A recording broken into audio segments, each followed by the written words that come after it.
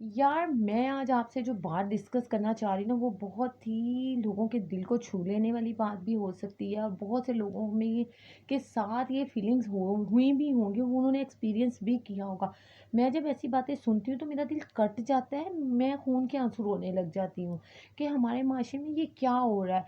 बड़ों से सुना था कि खून सफ़ेद हो जाता है, मतलब उसका रंग तो लाल है पर वो एक टाइम पर आने पर सफ़ेद हो जाता है। बट मैंने अब अपनी आँखों से देखा भी और अपने कानों से सुना भी, ऐसे लोगों की बातें जो मतलब मीन के आपको रुला दें, आपको बेबस कर दें। आप उनके लिए कर तो कुछ नहीं सकते क्योंकि आप एक ह्यूमन बीइंग उनकी सिर्फ़ फीलिंग सुन सकते हैं, उनसे सिर्फ़ उनकी फीलिंग सिर्फ़ सुन सकते हैं, उनकी हौसला अफ़ज़ाई कर सकते हैं, उनको अपना कंधा दे सकते हैं रोने के लिए या उनके आँसू साफ़ कर सकते हैं, बट उनके लिए आप पर्सनली तो कुछ नहीं कर सकते।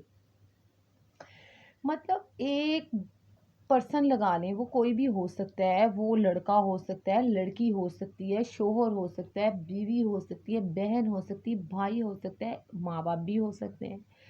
तो मैंने ऐसी स्टोरीज़ सुनी भी हैं और देखी भी हैं कि यार ये जो कुछ लोग ऐसे हैं, जो अपनों को तो खून के आँसू रुला रहे हैं अपने एक्ट से। अपने एक्ट से वो दूसरों को तो खून के आँसू रुला रहे हैं और गैरों की नज़र में वो वाह-वाह ले रहे हैं। तो मुझे ऐसे लोगों की बिल्कुल समझ नहीं आती कि ये ऐसा क्यों करते हैं? मतलब हम गैरों के आगे सिर्फ़ अपनी इज़्ज़त बनाने के लिए कि वो कहीं जाए तो हमें अच्छे अल्फ़ाज़ में याद करे और बताए कि जी मैं ऐसा हूँ, और हम अपनों के ही खून के दुश्मन हैं। अपनों के खून के प्यासे हुए हुए हैं, अपनों को तकलीफ़ में छोड़ देते हैं और गैरों के जाके हम तीमारदारियाँ करते फिरते हैं, गैरों के जाके आँसू साफ़ करते हैं और गैरों के दुःख बाँटते फिरते हैं। मैंने बहुत से ऐसे लोग देखे हैं और बहुत से ऐसी एग्ज़ाम्पल सुनी हैं जिनके अपने करीबी रिलेटिव्स जो हैं वो उनकी बुराइयाँ करते नहीं थकते, या बुराइयाँ करते नहीं थकते, या उनकी बुराइयाँ बताते नहीं थकते, और गैरों के साथ वो इस तरह हैं जैसे उनसे नेक और पाकीज़ा कोई बंदा ही नहीं है। मतलब एक जो अपने करीबी ब्लड रिलेशन है, हमें उनका ज़्यादा हिसाब देना है या हमें अपने हमसायों का और अपने दूर पार के रिश्ते जो जानने फिरने वाले हैं उनका हिसाब जाके देना है। मैं मानती हूँ कि इंसान को हर इंसान के आंसू तकलीफ़ देखनी चाहिए और उसको दूर करने की कोशिश भी करनी चाहिए, बट ये क्या हुआ कि अपने हमारे खून के आंसू हमारे हाथों रो रहे हैं और हम जाके चौथे मोहल्ले किसी की तीमारदारियाँ कर रहे हैं, उनके आंसू साफ़ करते फिर रहे हैं। मुझे इंतहाई अफ़सोस हुआ है ऐसे लोगों पर, और होता है कि यार वो अपने हैं। और मैं ना ये टॉपिक सुन के बहुत ज़्यादा इमोशनल हो जाती हूँ।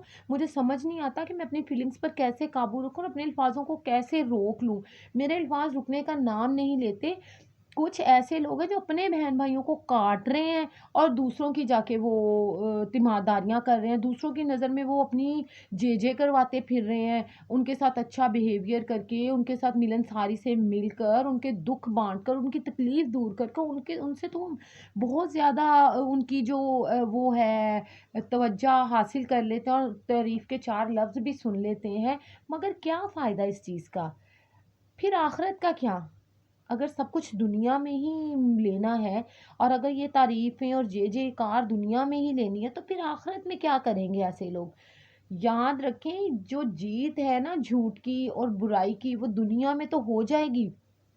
कहीं न कहीं दुनिया में भी इसकी पकड़ हो जाती है। बट वक़्ती तौर पर आपको झूठ बोलने से और गलत काम करने से वक़्ती तौर पर तो कामयाबी मिल जाती है, लेकिन आखिरत में वो कामयाबी नहीं, किसी काम की नहीं है।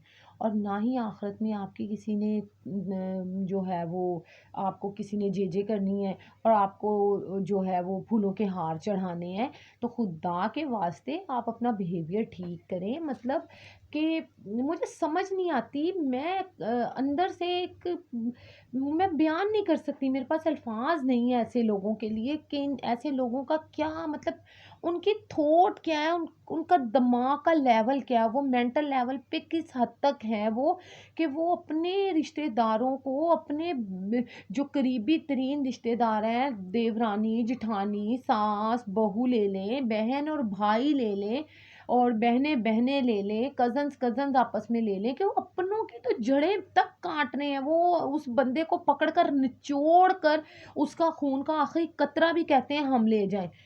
वो आपने एग्ज़ाम्पल सुनी हुई है ना कि अगर कोई मरा हुआ है ना तो फिर उसको अगर कोई बैठा अपनी टेंशनों में बैठा हुआ है ना तो फिर उसको लिटा कर मारने वाला हिसाब है यहाँ पर कि अब तुम लेट जाओ तो अब तुम्हें हम वो मार मुका ही देते हैं। एक तो वो बंदा आगे ही मरा मुका है और उसको दोबारा जो है ये टेंशन्स और ये लोगों के बिहेवियर। मैं हैरान हूँ, लोग ये क्यों नहीं सोचते कि उनका एक एक्ट दूसरे पर क्या असरअंदाज होता है, उनकी एक बात दूसरे की आंख में कितने आंसू ले आती है, उनके एक लफ्ज़ कहा हुआ सीने में किस तरह चुभता है, ये कभी वो खुद फ़ील कर कर देखें। वो तो कहकर चले जाते हैं, लेकिन जो भुगतते हैं उनसे पूछें कि उसकी तकलीफ़ और उसका एहसास क्या है।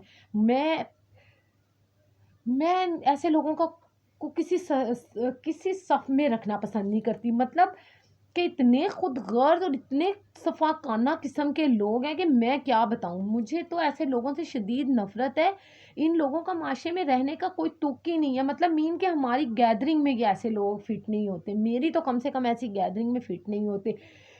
और एक तो गलत कर देना और ऊपर से फिर झूठ का सहारा लेकर अपने आप को जस्टिफ़ाई करना कि मैं सच्चा हूँ और ये बंदा झूठा है।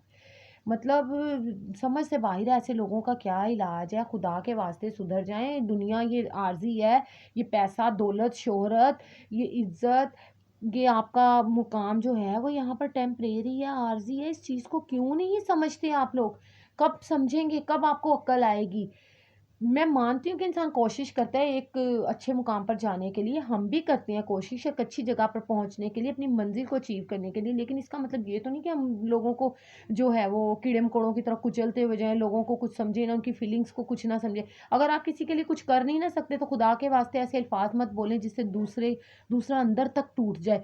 ऊपर आँखें तो रोती ही हैं ना, एक चीज़ है, ऐसे अल्फ़ाज़ मत बोलें कि आँखों के साथ-साथ दिल भी रो रो पड़े किसी का। तो प्लीज़ काइंडली अपने जज़्बात और अपनी फीलिंग्स अपने तक रखें, दूसरों तक मत पहुँचाएँ। आपका जो आपके दिल में जो पकता है ज़हर किसी एक पर्सन के लिए, तो जब उसके ऊपर आप वो ज़ाहिर कर देते हैं, खोल देते हैं ना, तो उसकी क्या हालत होती होगी, ये कभी उन लोगों से पूछिएगा जिनके दिल टूटते हैं। Thank you very much. मुझे उम्मीद है कि आपको मेरा ये मैसेज बहुत अच्छा लगा होगा। आज मैं दिल से उदास हूँ ऐसे लोगों के लिए। अल्लाह हाफ़िज़। दुआ में